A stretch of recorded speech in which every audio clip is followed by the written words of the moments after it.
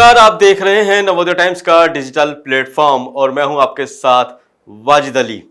रायबरेली से सांसद और सरकार के अंदर विपक्ष के नेता राहुल गांधी, उनके ऊपर बीजेपी के आईटी सेल के हेड अमित मालवीय ने एक ट्वीट किया है। ट्वीट के अंदर उनका चेहरा पाकिस्तान के आर्मी चीफ आसिफ मुनीर के साथ लगाया है और उनकी तुलना ट्विटर अकाउंट पर मीर जाफर से की है, जिसके बाद जो है ट्विटर से लेकर सभी सोशल मीडिया पर यह पोस्ट तेजी से वायरल हुआ।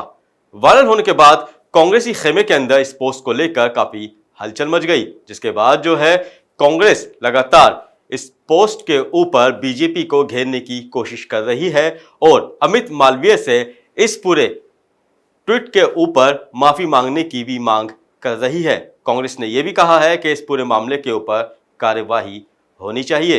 हम आपको बता दें कि राहुल गांधी ने ऑपरेशन सिंदूर के बाद जब विदेश मंत्री एस जयशंकर का बयान आया था, उसके ऊपर सवाल खड़े किए थे। उनके सवाल खड़ा करने के बाद बीजेपी के आईटी सेल के अंदर हड़कंप समझ गया था और सभी लोग बीजेपी के तरह तरह के राहुल गांधी के बारे में बयानबाजी कर रहे थे। लेकिन हद तो अब हो गई है जब राहुल गांधी की तुलना जो है वो पाक आर्मी चीफ आसिफ मुनीर से करके उन्हें मीर जाफर से उनकी तुलना की गई है। आप देखिए इसी मसले पर कांग्रेस के वरिष्ठ नेता पवन खेड़ा ने क्या कहा। एक जिम्मेदार राजनीतिक दल जो सत्तारूढ़ दल है, उससे आप क्या इस गंभीर माहौल में, इन गंभीर सवालों में इस तरह की कार्टूनगिरी की उम्मीद कर सकते हैं क्या? लेकिन हो रही है। जब द्वंद्व चल रहा था तब भी कांग्रेस पार्टी और विपक्ष इनके साथ खड़ा था, लेकिन ये तब भी हमारे साथ नहीं खड़े थे। तब भी इसी तरह की हरकतें कर रहे थे, जो वाहियात हरकतें कर रहे थे। अरे सवाल पूछा जा रहा है, जवाब दीजिए। जो डीजीएमओ ने हमें बताया, पूरा देश उससे संतुष्ट है, उसमें कोई शक नहीं कि पाकिस्तान के कितने जेट गिराए, कितना उनको नुकसान किया, हमें बड़ा गर्व है इस बात पर।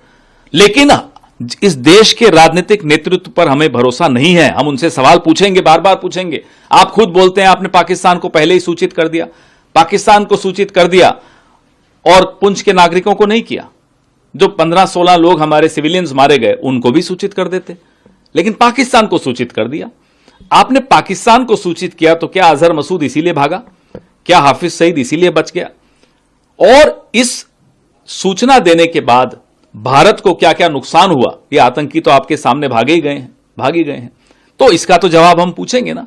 ये सवाल जब पूछें तो इस तरह की हरकतें। रही बात निशाने पाकिस्तान की, तो इन्हीं के नेता मोरारजी देसाई थे, उनको मिला। और तो किसी को इस देश में निशाने पाकिस्तान किसी नेता को नहीं मिला है। मोरारजी देसाई को, जो इनके नेता थे, इनके प्रधानमंत्री थे 1976 से लेकर 1979 तक, 79 तक, उनको निशाने पाकिस्तान क्यों मिला? क्योंकि उन्होंने जनरल जियाउल हक को रॉ की तमाम गोपनीय सूचनाएं लीक कर दी थी। और ये इतिहास में दर्ज है, कोई व्हाट्सएप यूनिवर्सिटी की बातें नहीं है ये। और उसके बाद उन्हें निशाने पाकिस्तान कब मिला? जब विश्वनाथ प्रताप सिंह की भाजपा समर्थन की सरकार थी केंद्र में, तब उन्हें निशाने पाकिस्तान मिला। फोटो में देख लीजिएगा गूगल पे। तो निशाने पाकिस्तान के और भी हकदार हैं। लाल कृष्ण आडवाणी जी, जो मजार पे जिन्ना के गए और कहा कि ये तो सबसे बड़े सेक्युलर आदमी यही है पूरे विश्व में। निशाने पाकिस्तान एक और आदमी को मिलना चाहिए, जो बिना बुलाए बिरयानी खाने चले गए मियां नवाज शरीफ के यहां, उनको भी मिलना चाहिए। हो सकता है मिल जाए, हमें तो लगता है मिलेगा। इसके अलावा सर और एक और है हकदार निशाने पाकिस्तान, जिन्होंने पहले ही at the start of the action, ये उन्हीं के शब्द हैं, जयशंकर जी के, उन्होंने उनको फोन पे बता दिया था कि हम एक्शन सिर्फ आतंकी ठिकानों पे कर रहे हैं। उससे पाकिस्तान को कितना लाभ दिया उन्होंने, हो सकता है उन्हें भी मिल जाए। लेकिन अमेरिका से उनकी घनिष्ठता बहुत है, तो अब देखते हैं उनको किस देश का क्या अवार्ड मिलता है। कांग्रेस से सांसद प्रमोद तिवारी ने भी इस पूरे मामले में राहुल गांधी का बचाव किया है और उन्होंने कहा है कि राहुल गांधी ने जो भी बयान दिया था वो पूरी तरह से उससे सहमत है। पवन खेड़ा ने भी, जैसा कि आपने सुना, कि उन्होंने कहा है कि बीजेपी को इस पूरे मामले पर माफी मांगनी चाहिए।